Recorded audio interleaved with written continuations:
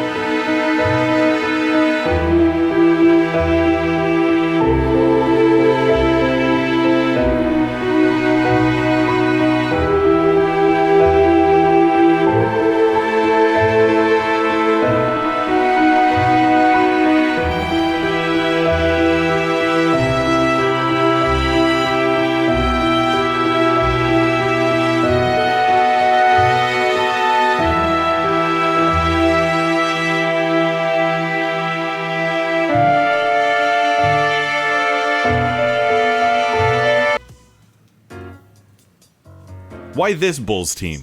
Weirdly, that's a question I anticipate people asking. Between the 1990-91 season and the 97-98 season, the Chicago Bulls won 6 championships behind the efforts of Michael Jordan, Scottie Pippen, and head coach Phil Jackson. Each was punctuated with immortal, memorable scenes. A crying Jordan holding his first trophy, a shrug, a flu, and more than one iconic series-icing shot. Why this team and not another? People who fancied themselves basketball snobs occasionally sort out those who submit the 96 Bulls into this discussion. No way, they say. The 91 and 92 Bulls were way better. Michael and Scottie were younger, the league was more competitive, and they had way more depth on the front line. Yeah, the 96 Bulls record is impressive, but the league had expanded. New teams had diluted the talent pool and created a vacuum. For you to say that the 96 Bulls are the best just goes to show that you don't really know what you're talking about. You probably love Patrick Beverley, don't you, you filthy casual? And those are some valid points. Michael and Scottie were younger. The league was more competitive. And those teams did not suffer from the same dearth of talent in their big men that the 96 squad did. So, here's the facts. They went 72-10, the best record to that point in NBA history, and the first team to win over 70 games. Their 87-13 overall record is the highest winning percentage of any team ever. They paced the field in nearly every important statistic, and still have the highest net rating for a single season ever. Their roster consisted of Hall of Famers Michael Jordan, Scottie Pippen, and Dennis Rodman. Tony Kukoc came off the bench as one of the best sixth men of all time. Ron Harper was a defensive specialist at point guard. Steve Kerr and Judd Buechler provided offense off the bench, while Luke Longley and Bill Wennington manned the middle. Why not use a different Bulls team? Because by nearly every metric that we use to measure teams, this team is not only clearly the best Chicago Bulls team ever, it is the greatest NBA team ever. They won more games than any other champion has ever won. That alone should count for something. The entire goal of the sport is to win games and win the championship. And the Bulls did it better than anyone. Their resume is immaculate. 72-10 and the chip, yeah. But Michael Jordan was the league MVP and leading scorer. Dennis Rodman won the rebounding title. Phil Jackson won Coach of the Year. Jerry Krause won Executive of the Year. Tony Kukoc won Sixth Man of the Year. Mike, Scottie, and Dennis made First Team All-Defense. And Michael and Scottie were both named to First Team All-NBA. No matter where you look on this team, all you find are the hallmarks of excellence. Where else do you start than with the greatest basketball player of all time, Michael Jordan? Sure, he was younger in 91 and 92. You could make the argument that he was a better individual talent then, but give me this Michael over the rest. After a nearly 2-year hiatus to pursue a dream of professional baseball, Jordan returned as a more mature, more evolved player. He doesn't fly quite as high as he used to, but he doesn't need to. He's smarter than he's ever been. He picks his spots and knows exactly how to get there. He's still the most lethal scorer in the league, still the nightmarish amalgamation of quickness, strength, touch, speed, shooting, and know-how. His drives to the basket still draw the breath of every spectator across the globe. He trusts his teammates, kicking them the ball when they get open or as he gets doubled. He still has the abilities to wreak havoc on the defensive end and does so with zeal. He doesn't take nights off and he doesn't get tired. He led the league in minutes and played in all of Chicago's 100 games that season. As I have said before, a basketball in Michael Jordan's hand is the defining image of the sport. It feels like they were made for each other, and that we should celebrate the fact that they were able to intersect. He was the best offensive player in the game, able to score seemingly at will from everywhere on the court, had developed into a capable and willing passer, defended at one of the highest levels in the league, and, dare I say it, took nearly every matchup personally. Right alongside him, as he was for every championship campaign in Bulls history, was Scottie Pippen. Often cited as the greatest sidekick in basketball and perhaps all of sports, the moniker should carry no insult when applied to Pippen. The 6'7" forward with the 7'3" wingspan from Central Arkansas made it all work and goes down as arguably the most complete basketball player of the 1990s. He filled in the blanks, as Chuck Daly once said, with passing, scoring, ball handling, defense, confidence, and leadership. Whatever the team needed, Scottie provided. To his own individual credit, during Jordan's first year playing baseball, Pippen finished third in MVP voting, and the Bulls were competing as legitimate championship contenders. The following season, again without Jordan, Pippen led the Bulls in every major statistical category. By '96, Pippen had settled comfortably into an average of 20 points, 6 assists, and 6 rebounds a night. And did I forget to mention that Pippen might well be the best perimeter defender in NBA history? Shoot. Well, Scottie Pippen might well be the best perimeter defender in NBA history. It was Pippen who was often given the responsibility of guarding the opposing team's best scorer, a fate similar to being sentenced to Alcatraz. Scottie was made to play defense and did it with every inch and ounce of his body. Good block. On that end of the floor, he was nearly as destructive as Jordan was on offense. Yes, it's true that Scottie succeeded next to Jordan. But it's just as true that Jordan only succeeded next to Pippen. They formed a perfect partnership, different in so many complementary ways. Where Michael's intense competitiveness led him to berate and criticize his teammates in order to get the most out of them, it is universally said that Pippen's presence was just as necessary, the yin to Jordan's yang, with his amicable demeanor and willingness to put his arm around teammates. It was his contributions and sacrifices, as much as anything, that put the Chicago Bulls in position, night in and night out, to succeed. You cannot construct a more complementary team player for nearly any roster or play style than Scottie Pippen. Rounding out the big three was the most enigmatic man in the show, Dennis Rodman. When I made a video talking about the 1989 Pistons, I mentioned that the Pistons' Dennis Rodman was not the one with the hair or the tattoos or the relationship with actresses like Madonna and Carmen Electra. This version of Dennis Rodman is that guy. As his life and career progressed into the 90s, Rodman's behavior became erratic. His personality, eccentric. Following a less than stellar stint with the Spurs, the 34-year-old Rodman was traded to the Bulls in advance of the 95-96 season. Of note, Rodman was and is the best pound-for-pound rebounder of all time. It's not an argument. He paced the league in boards with 14.9 a game.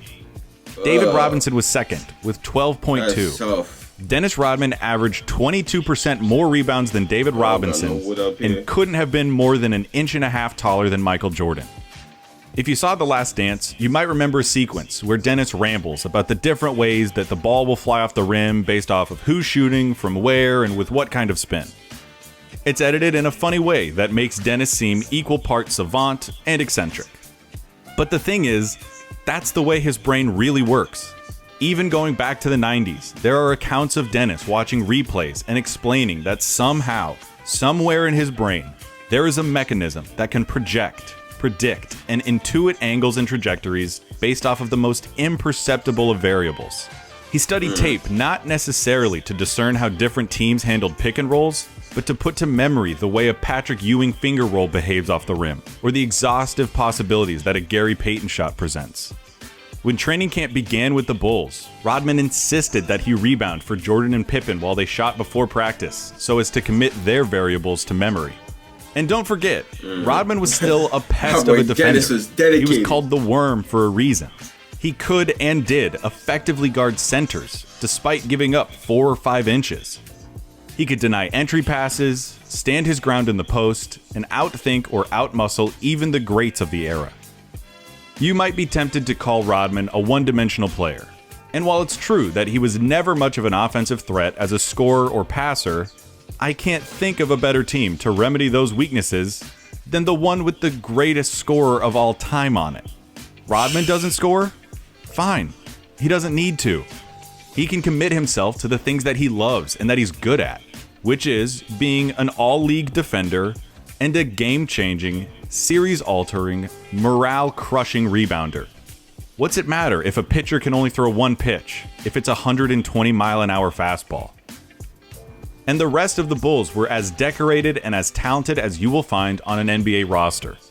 Tony Kukoc came off the bench as an overqualified reserve, winning the 6th Man of the Year award and finishing the regular season as the team's 3rd leading scorer. He was a great shooter, terrific passer, and as a long, versatile 6'11 small forward, presented matchup problems at both ends.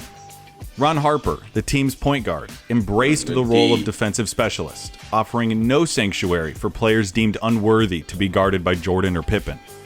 Steve Kerr came off the bench as a backup guard and helped space the floor and provide sparks of offense in his limited minutes, thanks to the fact that he is still the most accurate three-point shooter in basketball history.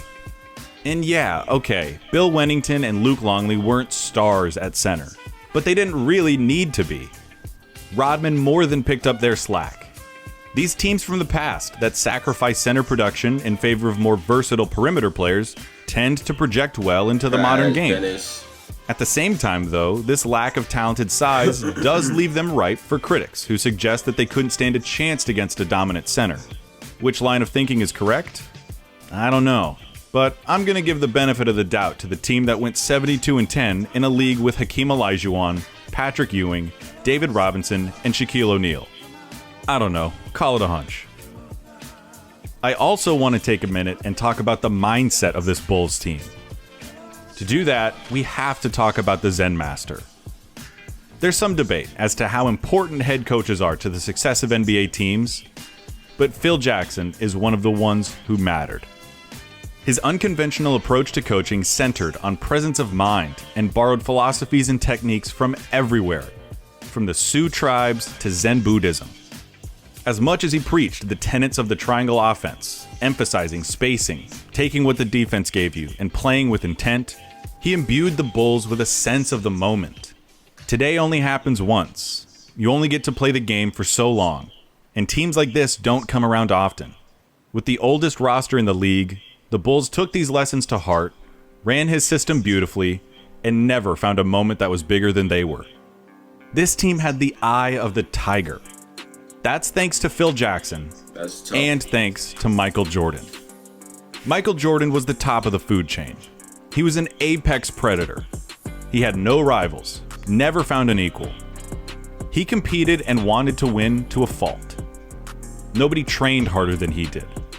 The legend of Michael Jordan is one of a man who never, not one time, got outworked. And that work ethic was applied unilaterally to his teammates. They were berated and held to the highest standard of performance in professional sports by a pathologically competitive maniac. As a result, every member of the '96 Bulls was honed like a blade. You had to be a stone-cold competitor with ice in your veins to run with Jordan. You have to take that into account when talking about the greatest teams of all time. If teams take on the identity of their best player, then this team is unlike any other. You can talk about matchups and schemes and systems all you want. This team goes into every game with a Michael Jordan mindset. They don't just expect to beat you. They don't just expect to win. They want to decimate you. They're the alpha dog, constantly looking for challenges, waiting for somebody to return their gaze. They want the fight. As they entered the playoffs, they put the pressure on themselves. They knew their 72 wins would be discounted if they didn't win the championship. As they proudly proclaimed, "It don't mean a thing without the ring." But if you want to talk about matchups and schemes, we can do that too. First question, what the hell are you going to do with Jordan? Once he'd reached this height of his powers, he was virtually unstoppable. Gary Payton had his moment against Jordan in the finals, and the insinuation that he could have changed the series had he guarded him sooner generated one of the defining memes of The Last Dance. And okay, let's say you do somehow slow down the best scorer to ever play basketball. Scottie Pippen was practically designed to pick up the slack and adjust on the fly. You cannot stop both, and Scottie is going to make you pay not just by himself, but by involving the rest of the team and acting as the new distribution hub of the offense. Nobody ran the triangle better than the Bulls, which meant that every player had to stay ready for their moment. The ball moved around, everybody got a chance, shooters consistently got clean looks, and it would only make it easier for everyone else if the opponent focuses too much on Michael. Kukoc was a killer. Steve Kerr didn't miss. And even Mike himself was shooting over 40% from three this year. The role players fit perfectly alongside the stars, and the result is an offense that was built to counter opposing strategies. And the defense? There are 5 players on the NBA's all-defensive first team, essentially representing the best 5 defenders in the league at their position. The Bulls had 3 of those 5 players. Plus, with Kukoc able to play in big lineups and Ron Harper standing 6'6", the Bulls can switch practically everything and offer an endless amount of versatility. And despite their lack of premium centers, the Bulls were a top 4 team in rebounding thanks to, the best rebounder in the league. A precision offense with the sharpest of spearheads. A defensive squad that rivals any lineup in history, and the versatility and switchability that modern teams would drool over. How can the Bulls be any more impressive? I'll tell you how. At the end of the 1993 NBA Finals, Michael Jordan had led the Bulls to their 3rd straight championship, a feat not accomplished since the 1960s. He had achieved worldwide fame and was being hailed as the greatest basketball player ever. And then, suddenly, he walked away. He plugged away in minor league baseball to varying degrees of success. And the Bulls tried to make sense of life after Jordan to varying degrees of success. After nearly 2 full years away from the game, Jordan returned for his second act, signaled with 2 simple words. He played the final 17 games of the 95 regular season, complete with a 55-point explosion in MSG and a game winner against the Atlanta Hawks. He looked good, but he didn't quite look like the Michael Jordan of old. His body wasn't in the same kind of shape. His shot didn't go down the way it used to, and he made mistakes that made him look human, a heretical label for his airness. In the second round of the playoffs, for the first time in over half a decade, Michael Jordan lost, defeated at the hands of Shaquille O'Neal's Orlando Magic in 6 games. The questions began almost instantly. The Bulls traded for Dennis Rodman. That guy's a head case, right? Are they desperate? Pippen had accrued extra miles while Jordan was gone. How could his body hold up? And most importantly, was it possible that Michael Jordan could still be Michael Jordan? The bar had never been higher for an athlete. Michael Jordan was the standard. He was basketball.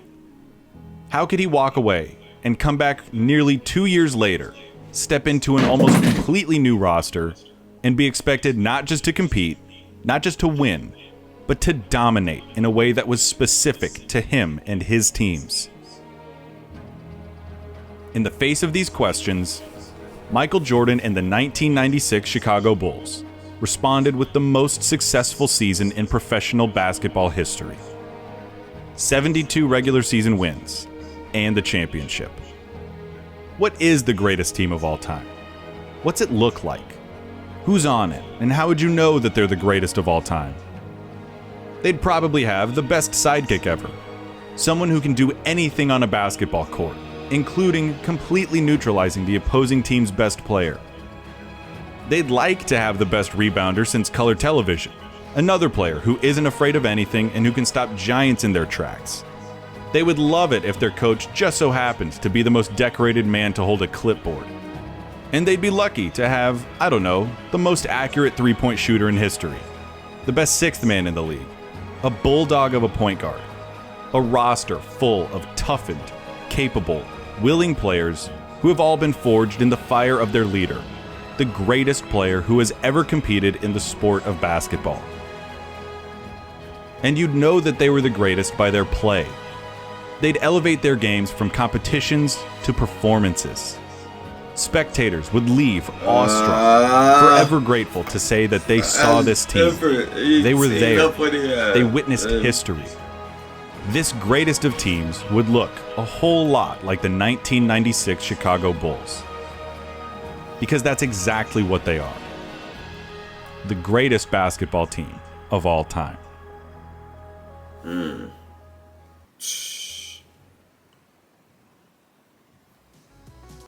Oh yeah, that's the end, y'all. Yeah, that's the end of this one, y'all. 1996 Bulls making the case, man. I'm really have to just do my research on the 1996 Bulls, y'all. I'm gonna have to watch some more game highlights. We watched one earlier today. Well, not earlier today for y'all. Well, I'm out of here. I'm chatting, bro. See? Click on the last reaction, y'all. Or